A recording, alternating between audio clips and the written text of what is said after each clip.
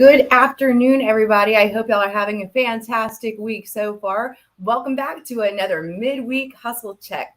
Today, I'm joined with superstar Blake Baker over here. And again, we're just going to talk about the hustle for all of you real estate agents out there that are wondering, what could I be doing to grow my business? Or if you're brand new in the industry, wondering, how do I create a successful business? Well, I am so awesome. I'm so happy to have Blake here. I am truly excited about being a part of his journey and watching his growth. He came over here. He's already a top producer. Like I had stated in the in the post before, he was consistently just over breaking that six-figure mark and completely it changed his business, doubled his earnings, and gives a higher level of care to his clients. So good afternoon, Blake. How are you? I'm doing good. All right. So how did you get into real estate?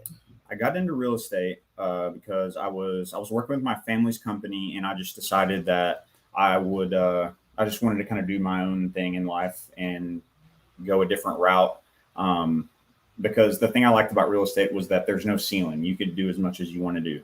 So I came, and I think the first time I actually even went into a RE/MAX, talked to you, I was at a different office, but yeah, and it's been a fun ride ever since. All right. So tell us a little bit about what you do, what your everyday hustle is to, drum up business. My everyday hustle. So I wake up first thing, and while I'm drinking my coffee in the morning, I go through all my emails.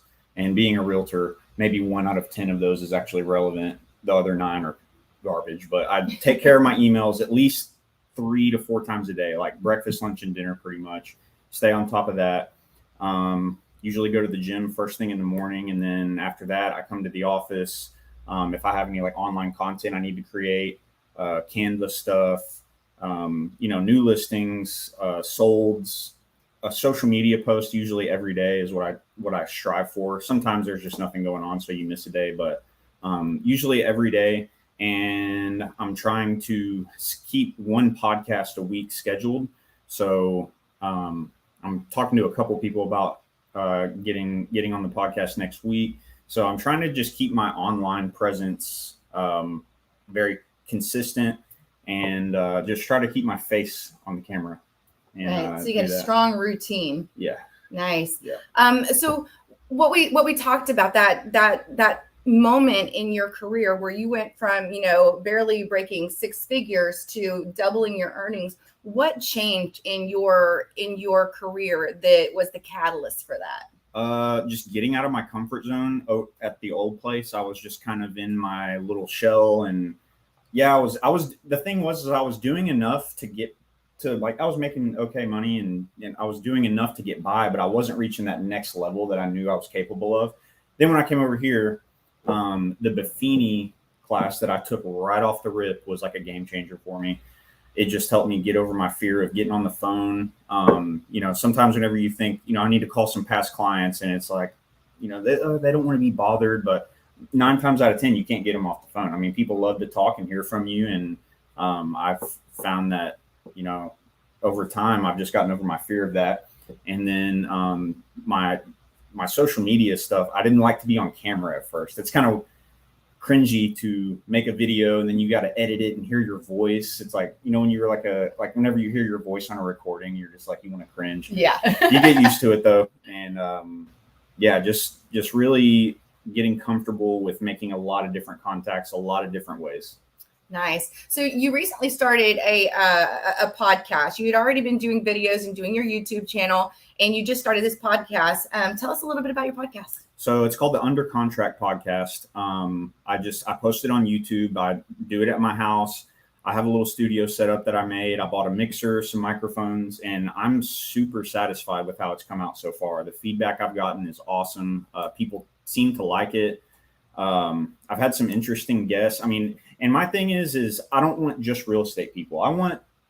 It's kind of for my enjoyment, but I find that people are really like making it a point to tell me like, hey man, this is awesome. Keep it up. So that feels good, obviously. But my idea was to just have people from different industries or just long like people I've known a long time that are in my social network, sort of like in my sphere of influence, and just have them on and have a conversation. I've had the owner, Christine, the owner of Modate Yoga over on Space Center, Ronnie Matthews, who is a legend in the state of Texas. That podcast was it was over an hour long, and we could have kept going, but the well of information that he was able to just kind of give everyone was really awesome. And then I had a friend who he does beats. His name's Marco. He's with Vapor Vision. They do online digital marketing, and he also does beats. So he can do like all your social media content if you need somebody to kind of take care of that in for you. And I'm trying to get a home inspector on there,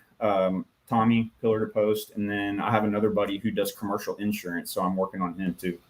Cool. And so for anybody that wants to check out your podcast, Under Contract, how do they find that? So you just go to YouTube and search Under Contract Podcast, or you could search Blake Baker Realtor, and my channel will come up. You see my little Abby, my face, and click on my channel there, and all the videos are just right there in the channel. It's really easy.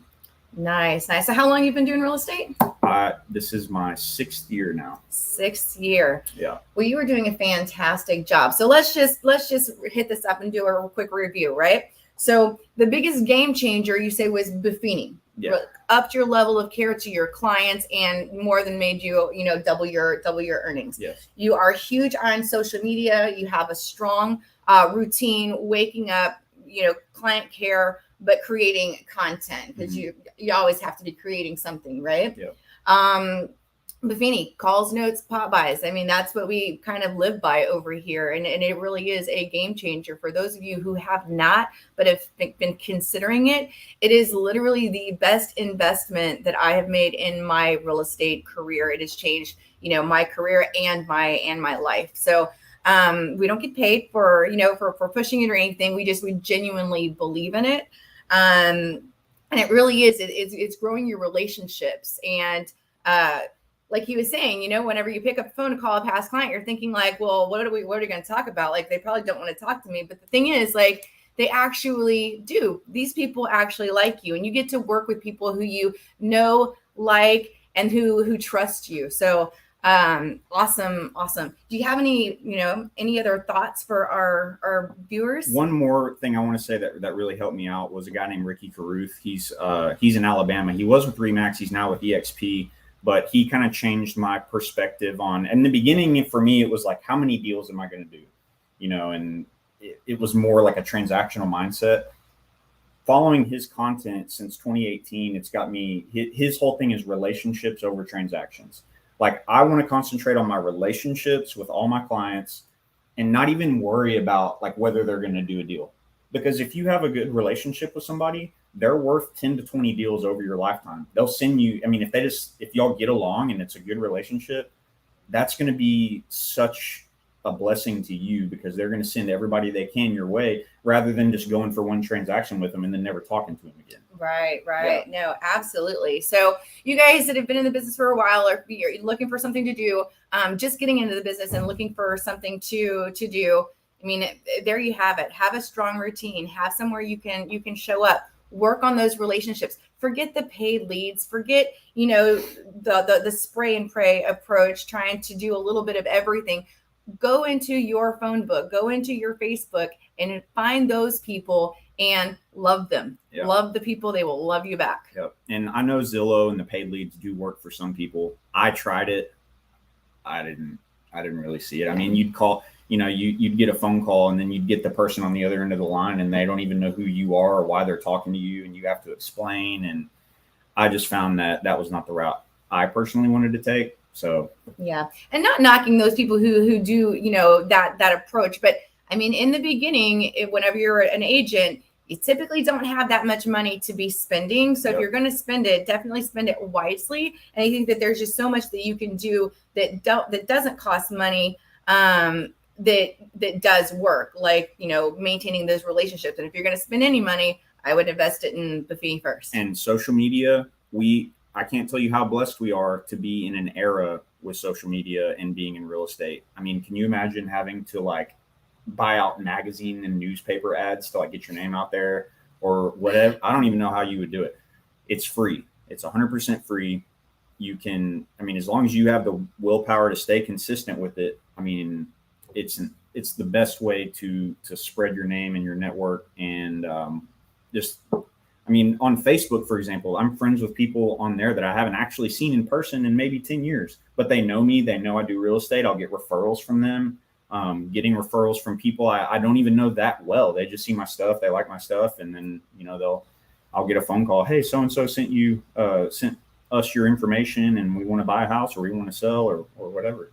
Nice. Yeah. Now, whenever you're on your social media, and you talked about in the morning, you're talking about or thinking about creating content. What kind of things do you try and push out there through social media? So you're going to have to try to find your own flavor on social media. You know, like Ronnie Matthews said, you know, if there's a lot of attractive ladies in the industry and they kind of use that. And Ronnie goes, yeah, but nobody wants to see my Wranglers and cowboy boots. And I'm like, that's right. That's me too. So I don't know. I try to post useful content that shows my face and that I can relay who I am as a person to you in like kind of a relaxed way. Like that's what I like about the podcast. It's so informal and it's just a conversation. So I think, when people see the real you, that is everything. Like people are only going to interact with posts about like your top 3 home buying tips. Like nobody really like in my experience, I don't get that much feedback on that type of stuff. My videos about the market updates, YouTube has been awesome because it's a little bit of a longer format. You could do several minutes. Like I said, Ronnie's podcast was over an hour. So just don't be shy about putting your face online. I mean, people got to see this. Right. And there's a lot of people that are super nervous about going live and doing videos. But I tell you what, just get out there, just do it. It's okay if you mess up. Everybody's nervous. Yeah, I was nervous at first. You just have to get on there, do it, just get through the initial pain. And then once you get used to it, it's second nature almost. Easy really. peasy. Yeah. All right, you guys. Thank you for tuning in. I hope that you guys enjoy the rest of your week. Thank you, Blake, for joining me today. I know that you're super busy. We appreciate, the wealth of knowledge that you bring to the table. Hope you guys take care. Let us know if you need anything. We're here for you. All right. Bye. Later.